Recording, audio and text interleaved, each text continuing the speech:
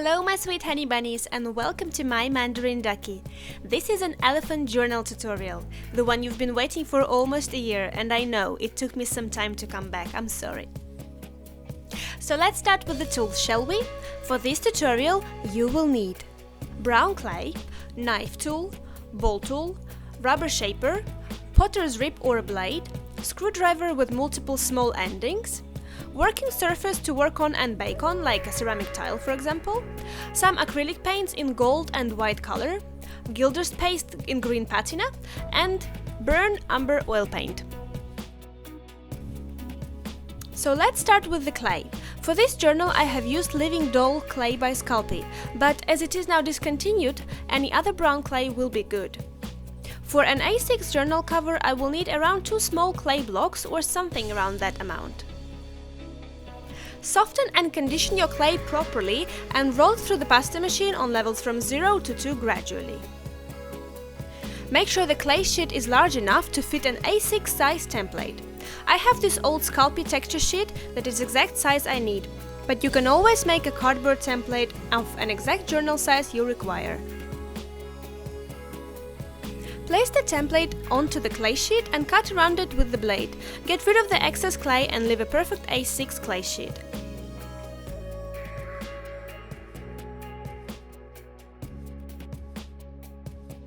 Adjust and rearrange it if you need to, my one went a bit wonky.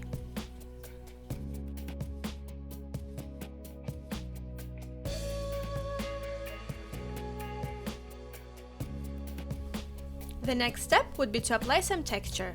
My today's choice is a texture from Cool Tools that looks quite like an Indian pattern to me. The impression doesn't need to be perfect as we will have a lot of stuff going on top of it.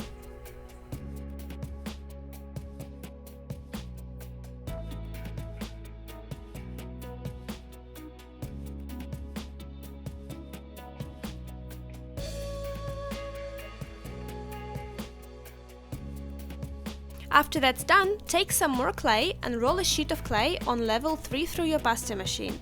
We will start cutting out little stamp impressions in the shapes of paisley and flowers. I have this stamp set by Viva Decor that is perfect for that.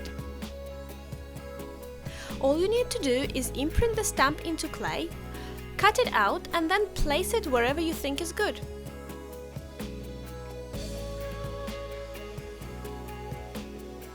I decided to decorate the corners of the journals with it, as in the middle I am planning to put the elephant's head.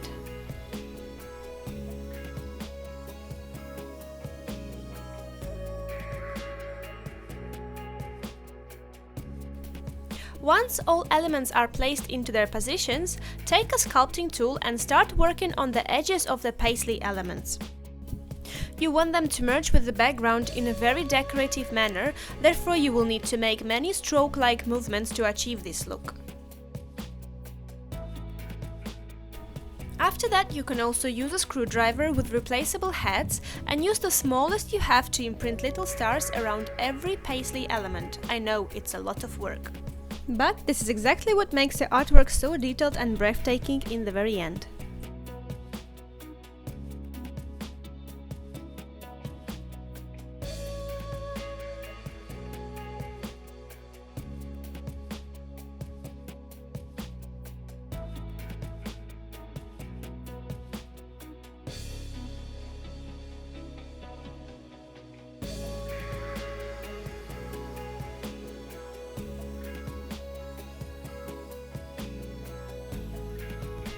You can also use sculpting tool to make more strokes around the paisley and to fill in the empty spaces. It may seem a bit weird and unnecessary, but in the end you will see how all of that effort will pay off really well.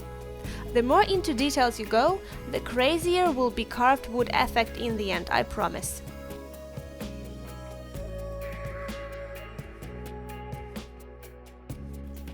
So when that is done, we can move on to the elephant's head. Start with the ears, cut them out and place them onto your journal cover. Remember that the ears may not remain in this position permanently. We may still shift things around. Work on the realistic ear shape. They are wavy and flexible, so they will have a lot of folds and creasing.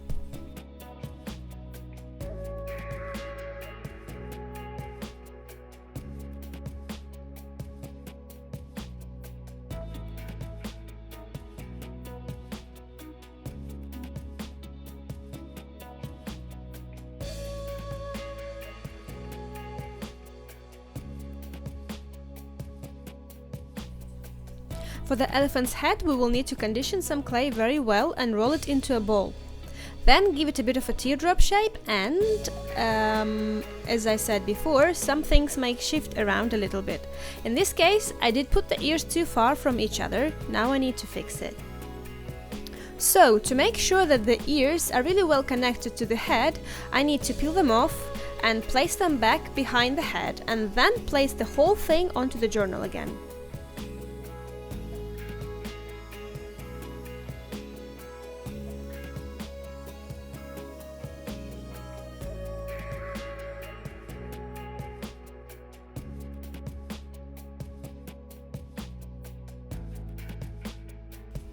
To make the skull more realistic, you will need to form the areas for the eyes by just simply pressing your fingers into the clay.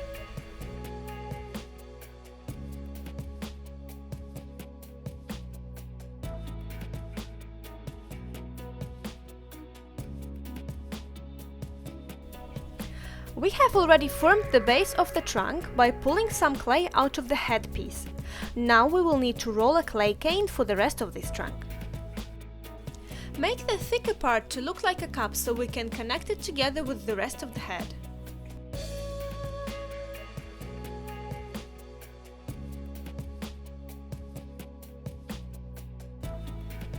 And now by pushing, pulling and smoothing, create a perfect elephant's trunk and get rid of excess thickness if you think that the trunk has gone too thick or too flat.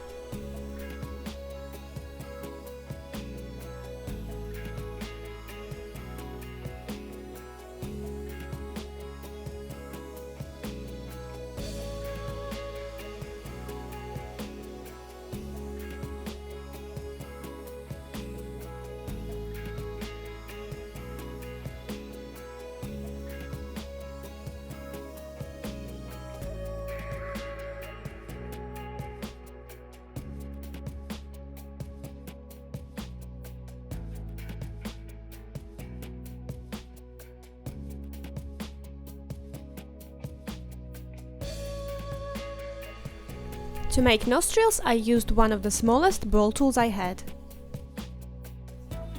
Right, now we are done with the main shape of the head and we can move on to the textures.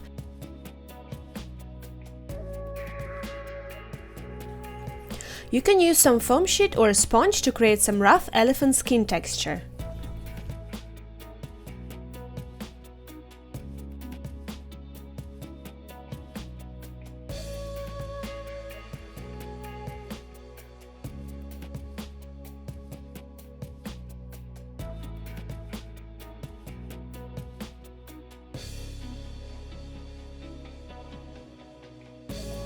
Before we go working on smaller details, we will need to add 2 pockets for elephant tusks.